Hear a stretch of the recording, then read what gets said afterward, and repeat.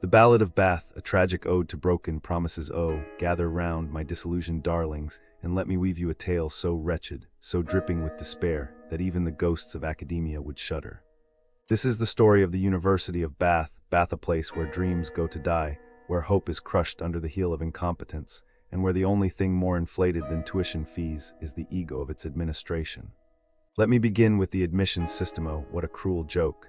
A labyrinth of bureaucratic nonsense, designed not to welcome eager minds, but to weed out the weak with the precision of a medieval torture device. Not fit for purpose, they say. Oh, sweet summer child, that is like calling the Titanic a minor boating accident. It has a system so broken, so devoid of logic, that even Kafka would throw his hands up and say, this is too much. Why? Because it is not just inefficient, it is maliciously so. It is the kind of system that makes you question if the entire university is run by a cabal of overpaid gremlins who've never met a student in their lives. And then the Duolingo test debacle, the irony. A prestigious institution demanding native English speakers prove their worth through a glitchy app that mistakes stillness for deception.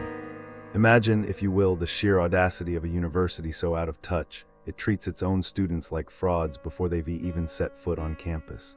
The laptop didn't move, it didn't move.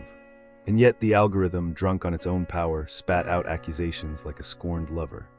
This, my friends, is the first red flag. A university so paranoid, so distrustful, that it would rather alienate its own than admit it might be wrong.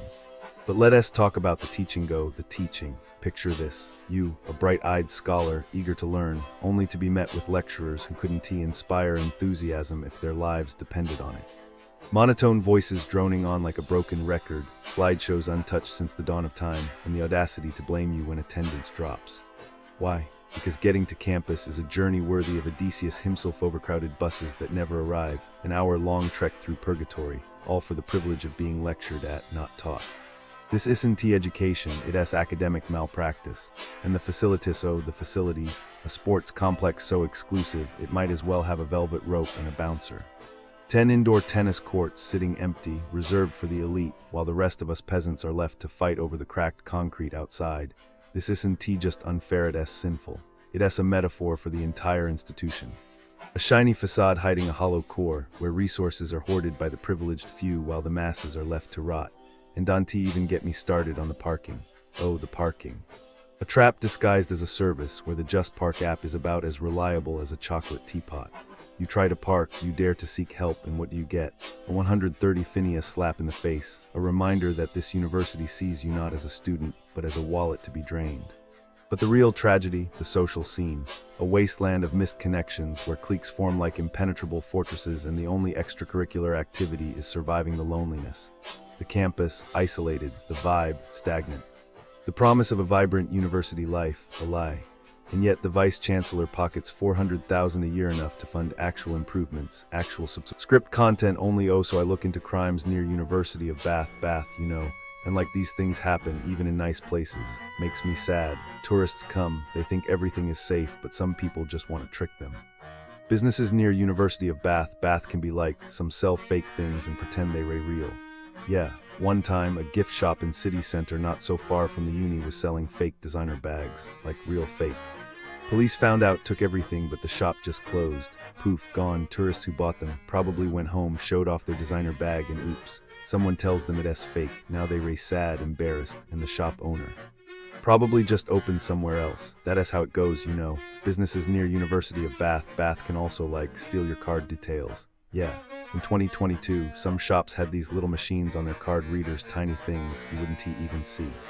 People pay, think nothing is wrong, but their card gets copied. Then weeks later, money disappears.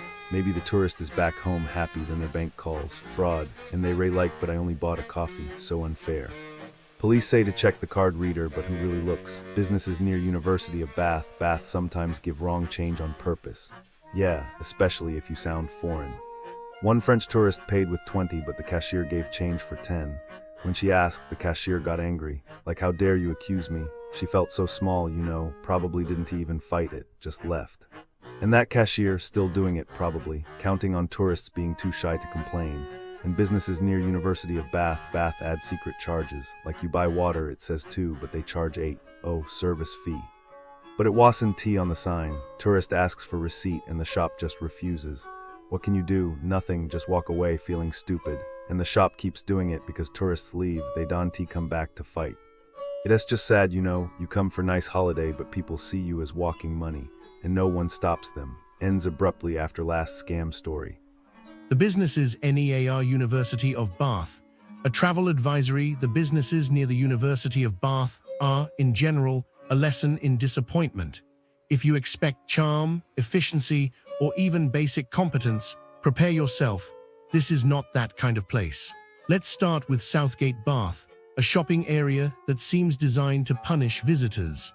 The car park is a technological nightmare where cameras fail to recognize your car, trapping you in a Kafkaesque loop of payment errors. The pedestrian areas, a battleground where Deliveroo drivers treat sidewalks like racetracks, and the council watches, indifferent, from their CCTV thrones. The toilets are either non-existent or guarded by gatekeepers who demand visible proof of disability before granting entry. And if you dare to light a cigarette, you'll be fined £150, not because there are clear signs, but because obscure ones exist, placed just well enough to trap the unwary.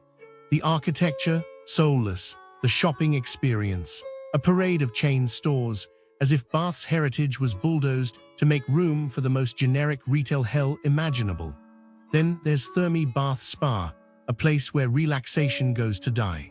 You pay £50, sometimes £80, for the privilege of overcrowded pools, lukewarm steam rooms, and changing areas so poorly designed, you'll wonder if the architect had a personal vendetta against human comfort. The massage therapists argue with each other mid-session. The rooftop pool feels more like a public bathhouse than a luxury retreat, and the no-phone policy is enforced with the zeal of a prison warden. If you're unlucky enough to book a couples session, prepare to be separated like misbehaving children.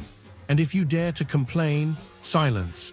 The management's indifference is as deep as the mineral waters are supposed to be healing. Hungry.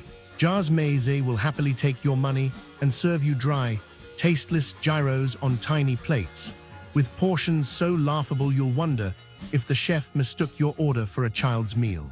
The menu is a minefield of sold-out items. The waitstaff are trained in the art of ignoring customers. And if you complain, expect to be met with the kind of defensiveness usually reserved for political scandals. Authentic Greek cuisine, more like a tourist trap with delusions of adequacy. Need coffee? The Colombian Company will charge you £5 for a burnt, metallic-tasting Americano, served in a space so cramped you'll question whether you accidentally wandered into a storage closet. The staff, when they're not arguing with trainees, will explain that certain menu items, like pour-over coffee, are simply not available despite being advertised. The only thing Colombian here is the coffee beans, and even those seem to have lost their will to live. Looking for entertainment? Komedia is where good shows go to be ruined by terrible logistics. Seats you paid extra for turn out to be obstructed views, cancellations are met with radio silence, and the bar staff treat customers like inconveniences. The bouncers, overzealous. The bathrooms, a biohazard. And if you're unlucky enough to order food, you might leave with more than just memories. Food